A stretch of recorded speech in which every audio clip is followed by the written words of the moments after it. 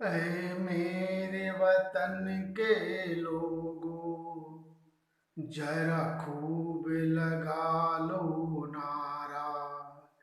ये शुभ दिन है हम सबका, लहरा लो तिरंगा प्यारा। पर मत भूलो सीमा पर, वीरों ने है प्राण गंवाए। कुछ याद उन्हें भी कर लो, जो लौट के घर न आए। कुछ याद उन्हें भी कर लो, जो लौट के घर न आए।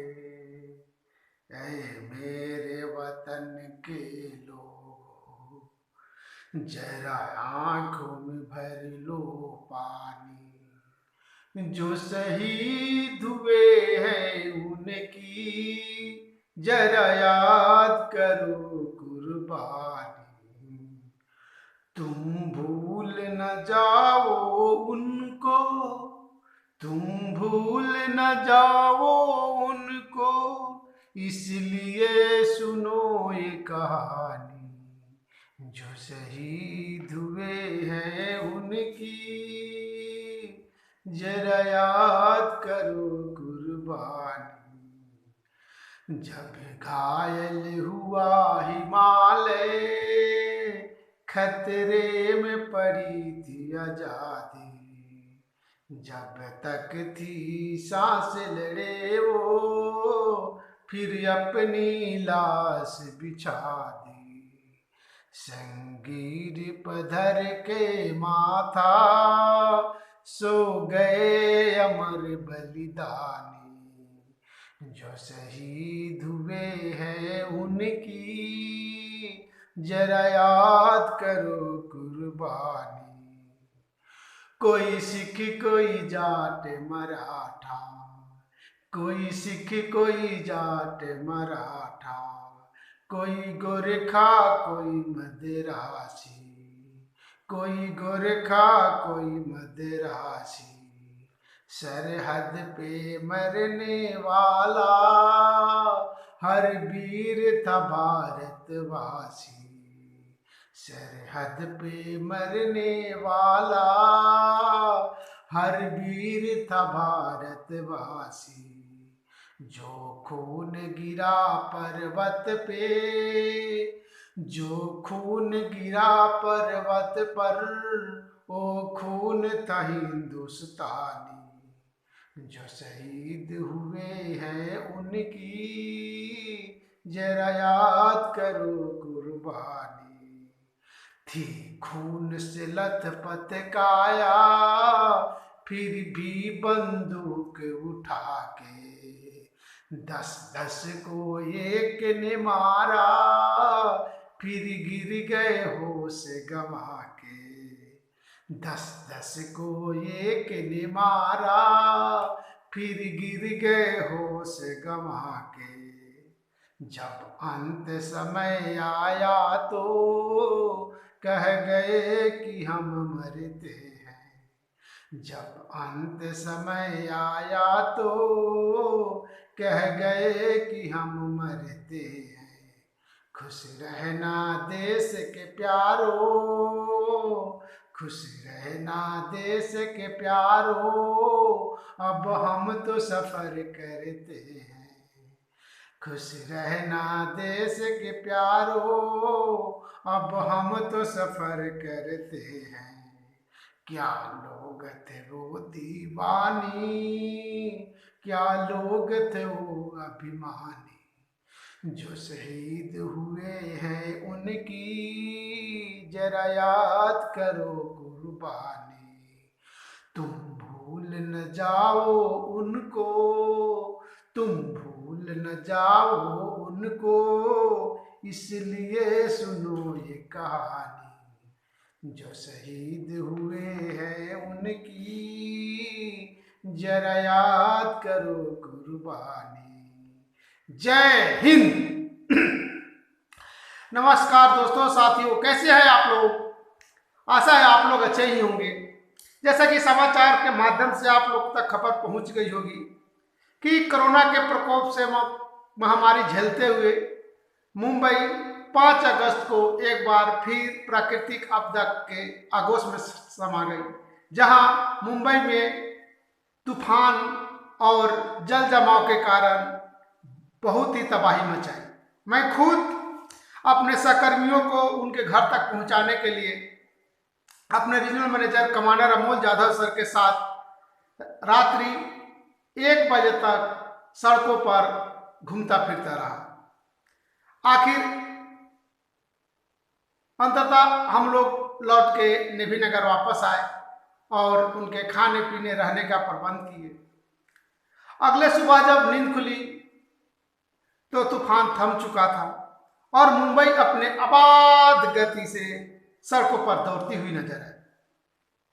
यह सब देखकर दिल को तसल्ली तो हुआ, पर विश्वास नहीं हो रहा था कि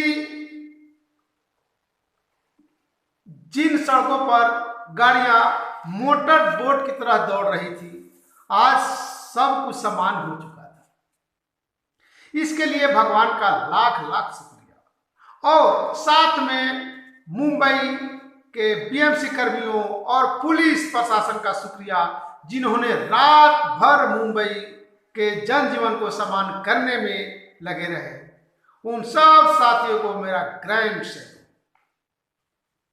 दोस्तों, आज 15 अगस्त स्वतंत्रता दिवस के 74वें वर्षगांठ पर संपूर्ण भारतवासियों को हार्दिक बधाई और जुगों जुगों तक हम सभी भारतवासी स्वतंत्रता दिवस को यूं ही मनाते रहे। इसके लिए स्वतंत्रता प्राप्ति में समर्पित प्राणों की आहुति देने वाले स्वतंत्रता सेनानी शहीदों को नमन करता हूं और पुनः एक बार सैल्यूट करता हूं। साथियों, हम कुछ क्षण के लिए इतिहास को उन पन्नों को पलटने की कोशिश करते हैं जिसमें हमारे देशभक्त शहीद बलिदानियों ने संघर्ष और आजादी दिलाई। जैसा कि हमको मालूम है, 15 अगस्त 1947 को हमारा देश स्वतंत्र हुआ। उससे पहले हमारा देश गुलाम था, हम अंग्रेजों के अधीन थे। अंग्रेजी हुकूमत हम भारतीयों के साथ दुर्व्यवहार करती थी, तरह तरह की यातनाएं देती थी। हम भारतीयों को द्वितीय दर्जे का नागरिक समझती थी। हमारे देश के संसाधन का इस्तेमाल कर नील की खेती करता था, जिससे मजदूरों का शोषण करता था। भरपेट खाना व मजदूरी के पैसों के लिए लोग तरसते थे। विद्यालय, अस्पताल भारतीयों के लिए सही ढंग से व्यवस्था नहीं होती थी। हक और अधिकार की बात करने वाले के साथ दमन नीति से कुचल दिया जाता था। न्याय व्यवस्था में भारी पक्षपात होता था। हम भारतीयों को अंग्रेज खिलौने से ज्यादा कुछ नहीं समझता था। जब अंग्रेज के मैडमों को मनोरंजन करना होता था तो हमारे मजदूरों के शरीर पे कोड़े से मार लगाई जाती थी, और जब वो मजदूर चिल्लाते थे, चीखते थे, तो मेम साहब ठहाके लगाती थी। साथियों, सोच सकते हो कि हमारा जनजीवन, हमारा भारतवासी के लोग एक कीड़े मकोड़े और प्रदर्शनी के जानवर से ज्यादा उनके नजर में कुछ नहीं थे, यानी हम पूरी तरह गुलाम थे। यही ही नहीं, जिन अंग्रेजों की बीवियां या बेटियां मेडिकल की परीक्षाएं या पढ़ाई करती होती थी, उनको यह जानना होता था कि 1 माह, 2 माह, 3 माह और ऐसा करके 7-8 माह के बच्चे गर्भ में कैसा होता है। ये प्रैक्टिकल हमारी माँ, बहुएं, बेटियां, बहनों के गर्भ से बच्चे को निकाल करके उनको देखते थे, और अंततः परिणाम क्या होता था? उन बच्चों की जो गर्भ में पल रहे थे, उन बच्चों को मृत्यु हो जाती थी। इन्हीं सब अत्याचार को देख करके हमारे देश के नौजवानों, लोगों में गुस्सा फूटा, परंतु छिटपुट और एक साथ जोश और एक घटना ना होकर के अलग अलग शहरों में, अलग अलग जगहों पर छोटे मोटे ग्रुप में होता था, जिससे वो अंग्रेज दमन नीति से दबा करके कुचल दिया जाता था। परंतु जब जुआ जोश क्रांति की फैली तो अंग्रेजों के हौसले डगमगाने लगे। 19 वर्ष के, मात्र 19 वर्ष की आयु में फांसी के फंदे को चूमने वाला खुदीराम बोस, कौन नहीं जानता है। उनका नारा था, सरफरोशी की तमन्ना, सरफरोशी की तमन्ना अब हमारे दिल में है, देखना है जोर कितना बाजुए का दिल में है। ऐ अंग्रेज, अब हमारे दिल में देश के प्रति प्यार, समर्पण जाग चुका है। अब तुम कुछ मेरा नहीं कर सकते हो। तुम्हारे कातिल हाथ में, बाजू में कितना है ताकत, दमन कितना है, उसके आगे हम झुकने वाले नहीं है। अब हमारा जोश और तुम्हारा कातिलाना अंदाज देखना है, जीत हमारी ही होगी।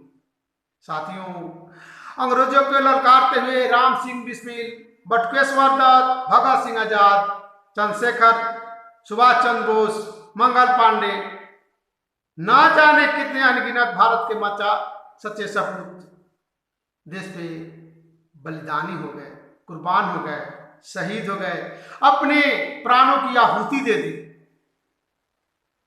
उनका मकसद सिर्फ और सिर्फ आजादी था और वो आजादी के लिए किसी हद तक जाने के लिए तैयार थे। उनका सिर्फ एक ही कहना था, भरा नहीं भावों से जिसमें बहता रसधार नहीं, भरा नहीं है भावों से जिसमें बहता रसधार नहीं, वो हृदय नहीं वो पत्थर है जिसमें स्वदेश का प्यार नहीं। और इन नारों के बदौलत हम भारतीयों को जगाने का काम करते थे, अंग्रेजों के प्रति रोष और जोश अपने के बीच में भरने का काम करते थे। अंततः अंग्रेजों को हमारे देश के वीर सैनिकों के सामने हद तक झुकना पड़ा। अंग्रेजों से लोहा लेते चंद्रशेखर आजाद को कौन नहीं जानता है। भगत सिंह की क्रांतिकारी सोच को कौन नहीं जानता है। इन्हीं वीरों सपूतों के बदौलत 15 अगस्त 1947 को अंग्रेजों को हमारे सामने झुकना पड़ा और हमारा देश आजाद हुआ। आज जो हम स्वतंत्रता दिवस मना रहे हैं वो उन शहीदों सपूतों को श्रद्धांजलि सच्चे मन से करने का दिन है। साथियों, हाल ही में पड़ोसी देश चीन ने लद्दाख के गलवान घाटी में निहत्थे सैनिकों पर हमला कर दिया, जिसमें हमारे देश के 20 सैनिक लड़ते हुए शहीद हो गए। इसके बाद इसकी घटना की सूचना हमारे अन्य दल को मिली। जब पता चला कि बिहार रेजिमेंट के कर्नल संतोष बाबू, जो बिहार रेजिमेंट के कमांडिंग अफसर थे, उनकी शहादत की खबर आई तो हमारे जवानों का खून खौल उठा और एक रणनीति बनाई गई जिसमें बिहार रेजिमेंट के घातक दल और पंजाब सिख रेजिमेंट के घातक दल, लगभग उनकी संख्या 300 के करीब थी। जब चीनी सैनिक गलवान घाटी से 5 किलोमीटर की दूरी पर अपने छावनी में, शिविर में आराम फरमा रहे थे, वो हमारे भारतीयों को कमजोर आकर के ये सोच रहे थे कि यहाँ तक वो किसी को आने की हिम्मत नहीं है। लगभग वहां पे 3000 चीनी सैनिक थे। फिर भी हमारे बिहार और सिख रेजिमेंट, जिन्होंने अपनी वीरता का परिचय दिया, अपने जोश का परिचय दिया, अपने जुनून का परिचय दिया, अपने देशभक्ति का परिचय दिया, उन्होंने 3000 सेना के ऊपर हमला बोल दिया। कितने सैनिक तो डर के भाग गए और लगभग 250 के करीब में चीनी सैनिकों का गर्दन मरोड़ दिया गया, जो अभी कभी भी सीधा हो नहीं सकता है।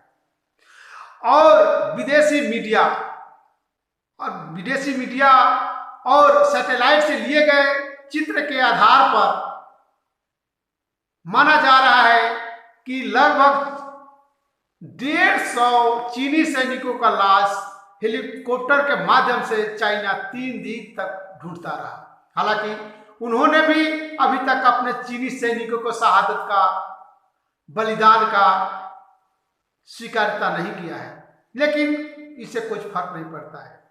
हमारे बिहार और सिख रेजिमेंट के घातक दल को एक बार मैं पुनः सैल्यूट करता हूं, और जिन्होंने अपने साथियों के शहादत का बदला उसी रात 12 से 2 बजे के बीच चीनी सैनिकों पर हमला करके इन्होंने ले लिया।